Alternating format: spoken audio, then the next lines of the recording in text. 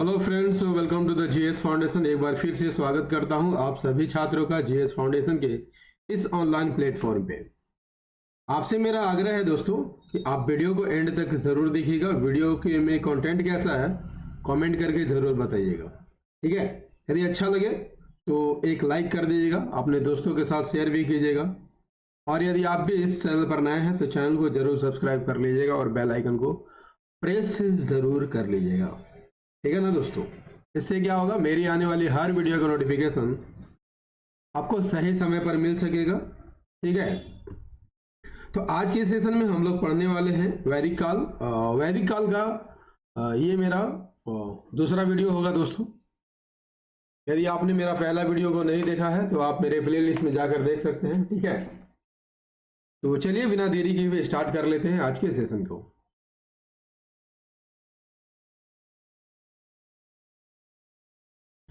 देखिए पहला सवाल जो आपके स्क्रीन पर है क्या कहता है। पहला सवाल कहता है कि प्रसिद्ध गायत्री मंत्र किस देवता को समर्पित है। आपके ऑप्शन है सविता, सूर्य, सोम या मरुत। काफी इंपॉर्टेंट सवाल है आपके एग्जाम के दृष्टिकोण से। प्रसिद्ध गायत्री मंत्र किस देवता को समर्पित है, आंसर कीजिए। प्रसिद्ध गायत्री मंत्र किस देवता को समर्पित है, ऑप्शन ए सही आंसर हो जाएगा, सविता को समर्पित है। गायत्री मंत्र किस वेद में देखने को मिलता है, ऋग्वेद में देखने को मिलता है, और ऋग्वेद के तीसरे मंडल में इसका वर्णन किया गया है। किसके द्वारा रचित है, विश्वामित्र के द्वारा। नेक्स्ट क्वेश्चन कर लेते हैं। नेक्स्ट हमारा है निम्नलिखित में से कौन सा विवाह गैर मान्यता प्राप्त है। ब्रह्मा विवाह, गंधर्व विवाह, आर्य विवाह, प्रजापति विवाह। तो कौन सा विवाह जो है गैर मान्यता प्राप्त थी, ऑप्शन बी सही आंसर हो जाएगा, गंधर्व विवाह को गैर मान्यता प्राप्त विवाह कहा जाता है। गंधर्व विवाह कैसा विवाह है, एक प्रेम विवाह है जिसमें वर वधू को अपने अभिभावकों की अनुमति लेने की जरूरत नहीं होती है। गंधर्व विवाह के कुछ प्रसिद्ध उदाहरण आपको देखने को मिलता है, जैसे शकुंतला दुष्यंत, पूर्वा उर्वशी, वासवदत्ता और उद्यन, है ना। चलिए बढ़ते हैं अगले क्वेश्चन की ओर। नेक्स्ट है स्मृतियों में सबसे प्राचीन स्मृति किसे माना जाता है। मनु स्मृति, याज्ञवल्क्य की स्मृति, नारद स्मृति और पराशर स्मृति। तो सबसे प्राचीन स्मृति that is option A, Manusmriti. Option A is the correct answer. Manusmriti Hindu धर्म का प्राचीन धर्मशास्त्र है। इसे मानव धर्मशास्त्र या मनु संहिता के नाम से भी जाना जाता है। मनु स्मृति में चारों वर्णों का वर्णन किया गया है, 16 संस्कार का वर्णन किया गया है। सृष्टि की उत्पत्ति कैसे हुई, राज्य की व्यवस्था, राजा के कर्तव्य, विवादों और सेना के प्रबंधन वगैरह की चर्चा की गई है। इसमें आपको 12 अध्याय देखने को मिलता है और 2684 श्लोक इसमें देखने को मिल जाता है। चलिए बढ़ते हैं अगले क्वेश्चन की ओर। आर्यों ने किस पशु को सर्वाधिक महत्व दिया था। हाथी, गाय, घोड़ा और ऊंट। तो आर्यों ने किस पशु को सर्वाधिक महत्व दिया था, answer is the option B, गाय को सर्वाधिक महत्व दिया था। वेदों के अनुसार आर्यों का प्रिय पशु क्या था दोस्तों, काऊ था, गाय था। इसे सगुन देवता की तरह पूजा जाता था और गाय दुग्ध, घी, गोबर आदि को गाय के दुग्ध, घी, गोबर आदि को जीवन के लिए महत्वपूर्ण संसाधनों के रूप में उपयोग करते थे। चलिए अगले सवाल का आंसर कर लीजिए।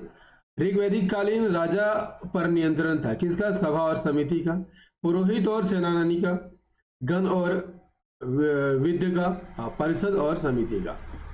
MPPSC 1992 का सवाल है, तो काफी इंपॉर्टेंट सवाल है दोस्तों, आंसर कीजिए। ऋग्वैदिक कालीन राजा पर नियंत्रण किसका होता था, ऑप्शन ए सही आंसर हो जाएगा, सभा और समिति का होता था। सभा, समिति और विद्वत क्या थी, भारत की प्रमुख संस्थाएं थी। सभा की बात कर लिया जाए तो समाज के बुद्धिमान और अनुभवी लोगों की संस्था थी। सभा के सदस्यों को सभ्य या सभासद कहा जाता था और इसके अध्यक्ष को क्या कहा जाता था, सभापति कहा जाता था। और सभा का मुख्य काम क्या था, न्याय करना था।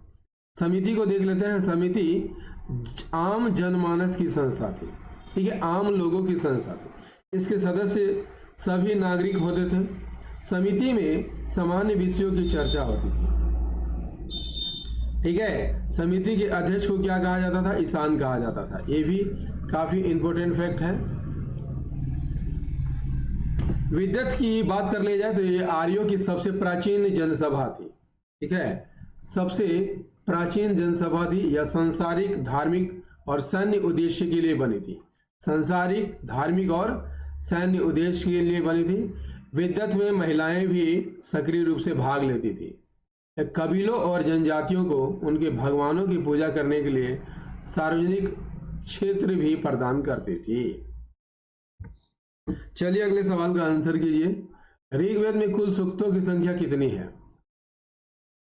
1008, 1028, 1018 और 1038। काफी इजी सवाल है दोस्तों, हलवा सवाल है। ऋग्वेद में कुल सूक्तों की संख्या कितनी है? ऑप्शन यहाँ पर ऑप्शन इधर उधर हो गया है दोस्तों। ऑप्शन सी सही आंसर हो जाएगा, 1028 सूक्त। ऋग्वेद की बात कर रहे जाए, सबसे प्राचीन ग्रंथ है। इसमें 10 मंडल, 1028 सूक्त और वर्तमान में 1062 ऋचाएं हैं। मंत्रों में देवताओं की स्तुति की गई है। और ऋग्वेद की रचनाओं को पढ़ने वाले ऋषि को क्या कहा जाता है? तो होत्री कहा जाता है। चलिए अगले सवाल का आंसर कर लीजिए। जंगल की देवी अरण्यानी का प्रथम उल्लेख कहां पर मिलता है? Answer is option A, Rig Samhita में मिलता है। ठीक है, जंगल की देवी अरण्यानी का पहला उल्लेख ऋग्वेद में है, ऋग्वेद के 10वें मंडल में। अरण्यानी को प्रकृति का सम्मान करने और उसे संरक्षित करने का प्रतीक माना जाता है। नेक्स्ट है क्या कहता है? निम्नांकित वेदों में किसकी रचना गद्य और पद्य दोनों में की गई है? तो गद्य और पद्य में किस वेद की रचना की गई है? सही आंसर हो जाएगा ऑप्शन सी, यजुर्वेद की रचना की गई। Option C is the correct answer. Yajurveda की रचना गद्य और पद्य दोनों में की गई है। यजुर्वेद में यज्ञ करने के नियम बताए गए हैं। ठीक है, और यजुर्वेद के 2 मुख्य रूप है, शुक्ल यजुर्वेद और कृष्ण यजुर्वेद। दोस्तों सेशन कैसा लग रहा है आप कमेंट करते चलिएगा। ठीक है, हाँ, सेशन यदि पसंद आ रहा हो तो आप लाइक भी अवश्य कर दीजिएगा। चलिए अगले सवाल का आंसर कीजिए। अगला सवाल है, बोगस कोई अभिलेख किस प्रदेश में से प्राप्त हुआ है? एशिया माइनर, बेबीलोनिया, सुमेर या दिलमुन? आंसर कीजिए फटाफट।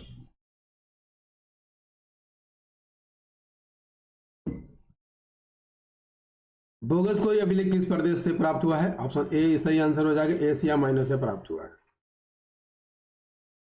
बोगस कोई अभिलेख मध्य एशिया के टर्की में खोजा गया था। ठीक है, यह अभिलेख कब का है? 1400 ईसा पूर्व का है। इस अभिलेख पर राजाओं के बीच हुई संधि का जिक्र मिलता है। ठीक है, जिसमें उन्होंने वैदिक युग के देवी देवताओं को साक्षी माना था। इस अभिलेख में इंद्र, वरुण, मित्र और नासत्य जैसे 4 देवी देवताओं के नाम आपको देखने को यहाँ पर मिल जाता है। नेक्स्ट, आर्यों के बारे में किसके लेख प्रसिद्ध है? शंकराचार्य, एनी बेसेंट, स्वामी विवेकानंद या बाल गंगाधर तिलक? ऑप्शन डी सही आंसर हो जाएगा, बाल गंगाधर तिलक के अभिलेख लेख प्रसिद्ध है। पंडित बाल गंगाधर तिलक ने अपनी किताब Arctic home of the Aryan में लिखा है कि आर्यों का आदि देश कौन था? उत्तरी ध्रुव था। ये उत्तरी ध्रुव से भारत आए थे। नेक्स्ट है क्या कहता है? ऋग्वेद के 9 मंडल के सभी सूक्त निम्नलिखित में से एक देवता परक है। ठीक है, यानी कि ऋग्वेद का 9वां मंडल किस देवता को समर्पित है? आंसर कीजिए। इसका सही आंसर हो जाएगा ऑप्शन डी, सोम को समर्पित है। यूपी पीसीएस 1995 का सवाल है। ऋग्वेद का 9वां मंडल किसे समर्पित है? सोम को समर्पित है। सोम को औषधि और वनस्पति का देवता माना जाता है। ऋग्वेद के बारे में आइए हम कुछ महत्वपूर्ण चीजें देख लेते हैं। ऋग्वेद 10 मंडलों में बटा हुआ है, 1028 सूक्त है। और ऋग्वेद के 3रे मंडल में गायत्री मंत्र आपको देखने को मिलता है, यह सूर्य देवता को समर्पित है। ठीक है,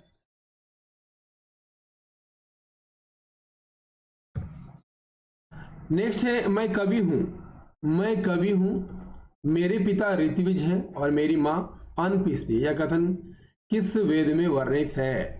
इसका सही आंसर हो जाएगा option A is the correct answer. Rigveda 10 मंडलों में बटा हुआ है, 1028 सूक्त है। तीसरे मंडल में गायत्री मंत्र है, यह देवता सूर्य को समर्पित है। ऋग्वेद के 10वें मंडल में पुरुष सूक्त है, इसमें वर्ण व्यवस्था का उल्लेख किया गया है। ऋग्वेद के 4थे मंडल में 58 भजन है और मुख्य रूप से इंद्र के लिए है। ऋग्वेद के मंडल 2 से 7 को पारिवारिक पुस्तकें कहा गया है। ऋग्वेद सबसे पुराना वेद है। ऋग्वेद में दास प्रथा का उल्लेख आपको देखने को मिल जाता है। चलिए अगले सवाल का आंसर कर लीजिए। वैदिक सभा और समिति को किस देवता की 2 पुत्रियां कहा गया है? तो सभा और समिति को 2 पुत्रियां किसकी कहा गया है? प्रजापति की 2 पुत्रियां कहा गया है। वैदिक सभा और समिति को प्रजापति की 2 पुत्रियां कहा गया है। इसका वर्णन आपको अथर्ववेद में देखने को मिलता है। सभा की बात कर लिया जाए तो ग्राम संस्था थी, जबकि समिति एक केंद्रीय संस्था थी।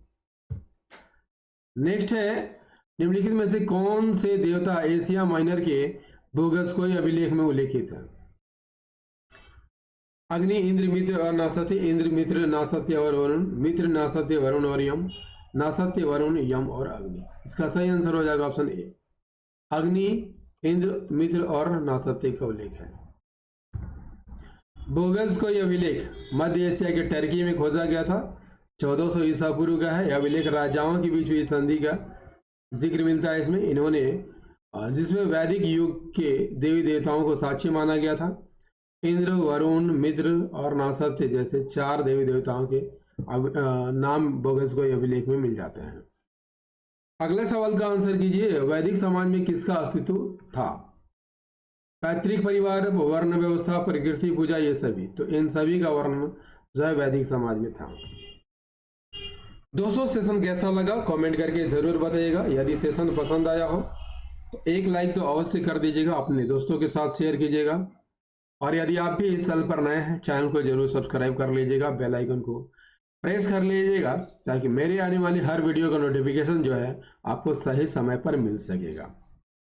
और याद रखिएगा, मेरी वीडियो डेली 12 बजे दिन में आती है, तो इसे रोज देखना मत भूलिएगा। चलिए मिलते हैं अगले सेशन में, तब तक के लिए जय हिंद, धन्यवाद।